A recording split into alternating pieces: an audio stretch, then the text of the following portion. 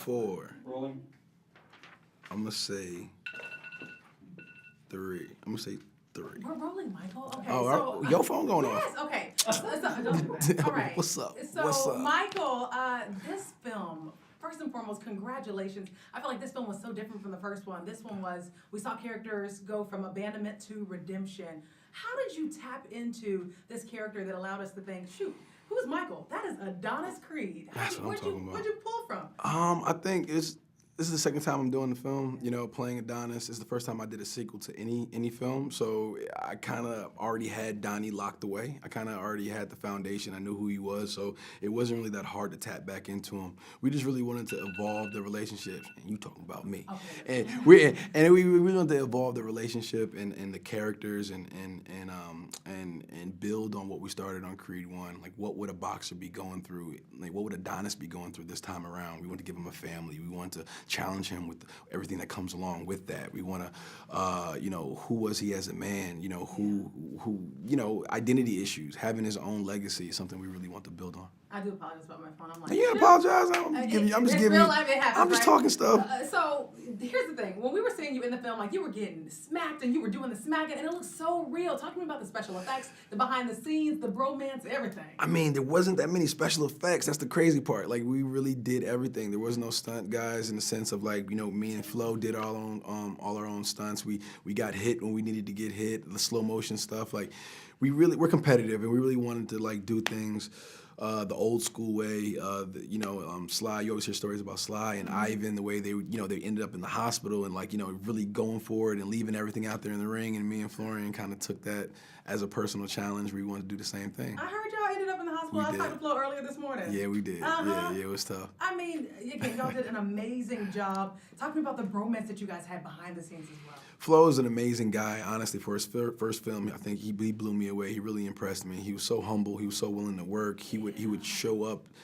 I'm in the gym early. He would sometimes beat me to choreography and to, like, workouts and stuff like that, which was extremely impressive. So people don't understand, like, the bond. It was like going through boot camp together. Like, when you go through like a process like this, you come out the other side very, very close. So we've become, like, he's a brother of mine. So from in front of the camera to behind the camera, and now executive producing, raising Dion. I had to ask you. Yeah, of course. Give me some insight on what the behind the scenes is like. It's amazing to see, this short that I found online, and years later, 4 years later, seeing being on set and being in production here in Atlanta is pretty incredible. Our cast is great. We're constantly evolving and growing the story. We can't wait for everybody to see it next year on Netflix, and yeah, we're really excited about it. I know you're really also excited about anime. You're a huge anime fan. That's true. So I have to ask you, since you played the role of Killmonger, which was amazing. Yes, thank you. If you could get rid of one, if you had to get rid of one, would it be the Marvel Universe or anime? Oh, that's low. That's low. I just punched you in the rib. That's really not. That's one of the harder questions I think I've ever been asked. Good. Hard hitting. I would say anime, only because if Marvel stayed around, Thanos could just bring everybody back with the Infinity Stones. You sure about that? Real nerd. What's up? That's a They real gonna eat you nerd. up That's a the real line. nerd. But they understand you just can't use the clickbait and just cut my answer off. You got to say the whole thing. If you give me the whole thing, they'll understand. Oh yeah. Man, again, fantastic film. Love seeing you on the screen. Thank you. You played the hell out of this role, man. Appreciate it. Thank you. again. And I gotta tell you, she came up with that question. She knew. Which she one? Knew you. Oh, that was a good one. That was low. That was so good. I can't even take the credit for that. Farrah, go ahead and take a quick photo with him since you took the since you came up with that. That's good. Yeah, of course. Go ahead. Excuse my is that okay with seat. you? Yeah, that's cool. That's cool. Ready? I'm gonna go ahead and press mine. Rolling. I'm gonna say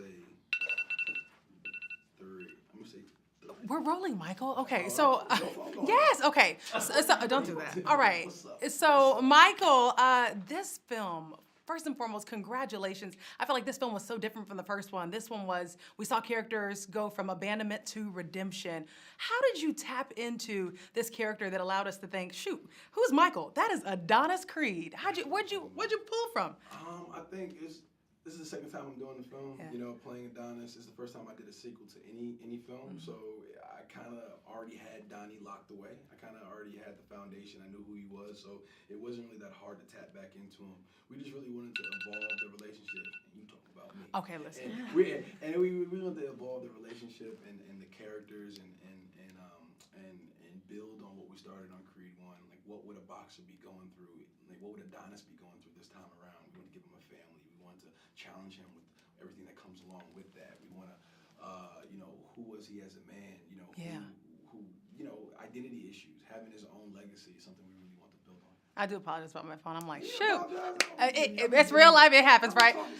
So here's the thing. When we were seeing you in the film, like you were getting smacked and you were doing the smacking, and it looked so real. Talk to me about the special effects, the behind the scenes, the bromance, everything. I mean, there wasn't that many special effects. That's the crazy part. Like, we really did everything. There was no stunt guys in the sense of, like, me and Flo did all our own stunts. We got hit when we needed to get hit. The slow motion stuff. Like, we're competitive, and we really wanted to, like, do things the old school way. Sly, you always hear stories about Sly and Ivan, the way they ended up in the hospital and really going for it and leaving everything out there in the ring. And me and Fran kind of took that as a personal challenge. We wanted to do the same thing. I heard y'all ended up in the hospital. I talked to Flo earlier this morning. Yeah, we did. Uh-huh. Yeah, it was tough. I mean, again, y'all did an amazing job. Talk to me about the bromance that you guys had behind the scenes as well. Flo is an amazing guy, honestly. For his first film, I think he blew me away. He really impressed me. He was so humble. He was so willing to work. Yeah. He would show up. I'm in the gym early. He would sometimes beat me to choreography and to like workouts and stuff like that, which was extremely impressive. So people don't understand like the bond. It was like going through boot camp together. Yeah. Like when you go through a process like this, you come out the other side very, very close. So we become like he's a brother of mine. So from in front of the camera to behind the camera, and now executive producing, Raising Dion. You know I had to ask you. You're in Atlanta, my hometown. To give me some insight on what the behind the scenes is like. It's amazing to see, this short that I found online and, 4 years later, seeing, being on set and being in production here in Atlanta is pretty incredible. Our cast is great. We're constantly evolving and growing the story. We can't wait for everybody to see it next year on Netflix. And yeah, we're really excited about it. I know you're really also excited about anime. You're a huge anime fan, so I have to ask you, since you played the role of Killmonger, which was amazing. Yeah, if you could get rid of one, if you had to get rid of one, would it be the Marvel Universe or anime? Oh, that's low. I go there. I just punched you in the rib. That's really not. That's one of the harder questions I think I've ever been asked. Good. Hard hitting. I would say anime only because if Marvel stayed around, Thanos could just bring everybody back with the Infinity Stones. You sure about that? Real nerd. They're going to eat you up What's online. up? They're going to eat you up online. Nerd, but they understand you just can't use the clickbait. I don't know. Just cut my answer off. You got to say the whole thing. You give me the whole thing. You knew what I was going to do. Oh, yeah. Man, again, fantastic film. Love seeing you on the screen. You played the hell out of this role, man. Thank you again. And I got to tell you, she came up with that question. She knew you. Farrah, so I can't even take the credit for that. Farrah, go ahead and take a quick photo with him since you took since you came up with that question. That's good. Yeah, of course. Go ahead. And is that okay with you? Yeah.